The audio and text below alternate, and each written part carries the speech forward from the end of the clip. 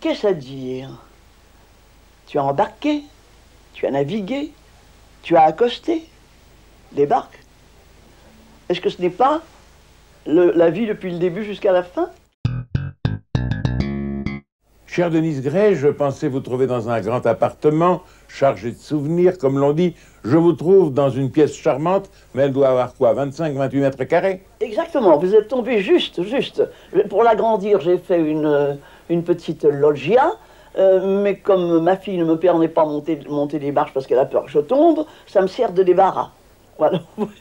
Êtes-vous à l'aise ici? Très bien, je suis très heureuse. Et puis je ne suis pas embêtée si la femme de ménage ne vient pas, parce que c'est pas long à travailler, à faire, il n'y a pas beaucoup de travail, c'est très bien, c'est très très bien.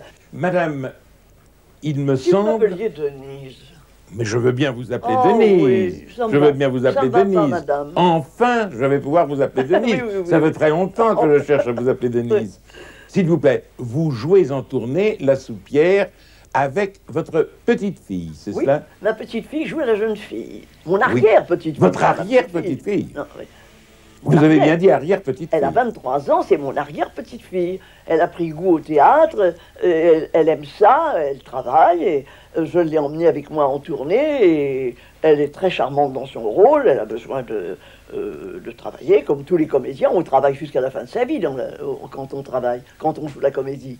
Vous continuez la vie active, mais vous aviez fait vos adieux l'an passé. Ah, j'ai fait mes adieux à Paris. Oui? J'ai fait mes adieux à Paris. Pour le théâtre, j'ai fait mes adieux à Paris. Je n'ai pas fait mes adieux à Paris pour la télévision, pour le cinéma, pour des choses comme celle-là. Non. Mais monter sur la scène, à Paris, je ne veux plus y monter. Parce que si j'ai à travailler un rôle, si je tombe sur une pièce qui est un gros succès, il faut jouer 300 fois. Non. Et puis avoir la responsabilité du succès de la pièce, la critique qui, si elle est mal disposée à mon égard, me fera de la peine. Pourquoi le ferait-elle? Ah ben, vous savez, à mon âge, on peut aussi se tromper, hein, on a le droit, mais des fois, les gens ne sont pas très indulgents. Ils vous disent des choses d'une façon pénible. Alors, je ne veux pas me retrouver cela. On m'a dit que vous prépariez une tournée, non pas pour cette année 89, mais pour 90. Oui, je pars en janvier 90 avec Herbert. Oui. Pour jouer Arsenic et vieille clientèle, et ma fille jouera ma sœur. Votre fille joue votre sœur, votre arrière-petite-fille joue avec vous, mais c'est la famille Gray. Voilà.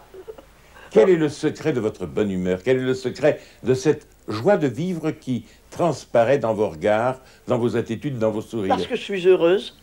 Je suis heureuse. J'ai pas besoin de... ma famille me suffit, vous comprenez? Et les petites joies, je les apprécie. C'est tout ce que j'appelle les petites joies, les petits bonheurs, les fleurs qu'on va cueillir dans le jardin, le café au lait qu'on prend le matin. À peine je me réveille à des heures impossibles. Je prends le journal de 6 heures du matin. Ah! Ah oui, à 6 heures.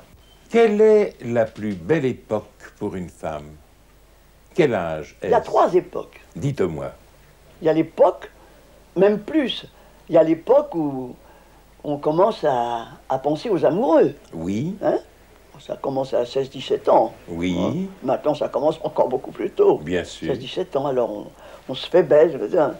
Et puis il y a le moment où ça se concrétise, Oui. d'une façon ou d'une autre. Alors il y a ce moment-là. Et puis après, il y a l'enfant qui arrive. Alors il y a cette époque-là, qui est une nouvelle époque. Et puis après, il y a la maturité où les enfants grandissent, on commence à avoir les grands soucis, alors ça devient moins drôle. Et puis après, eh bien, faut s'arranger pour rester le plus acceptable possible. On ne peut pas rester comestible toujours, mais on peut rester agréable à regarder. J'ai un jour, par hasard, acheté Les Pensées de Marc Aurèle à Lille. Alors donnez-moi une citation de Marc Aurèle. Eh bien, j'en ai une qui, pour le moment, me rend service. Parce que comme j'arrive vraiment au bout de la vie, il y en a une citation.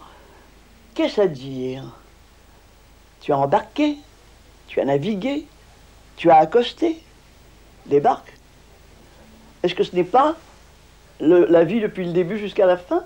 Les femmes de 92, 95 ans, c'est pas un phénomène. Un homme qui arrive à cet âge-là, c'en est un. Mais je crois que le problème, c'est pas tellement d'arriver à cet âge, c'est dans quel état on y arrive.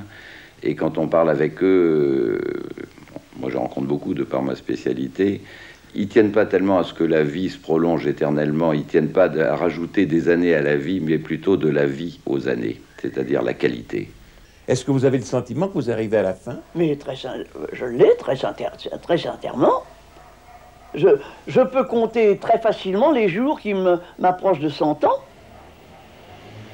J'ai 92 ans, j'en aurai 93 le 17 septembre. Oui. Eh bien, 93, je suis de 96, moi. Oui.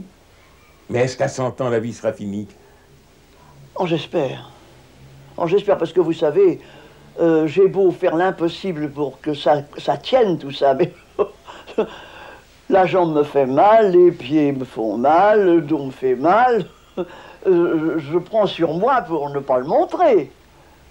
Mais si je baisse les bras, alors c'est fini, je vais devenir une loque. Je crois qu'il faut se défendre. Il faut se défendre jusqu'au bout pour ne pas, je dirais le mot, emmerder les gens. Parce que les vieux qui se plaignent tout le temps pour ceci et pour cela, ça ne sert à rien.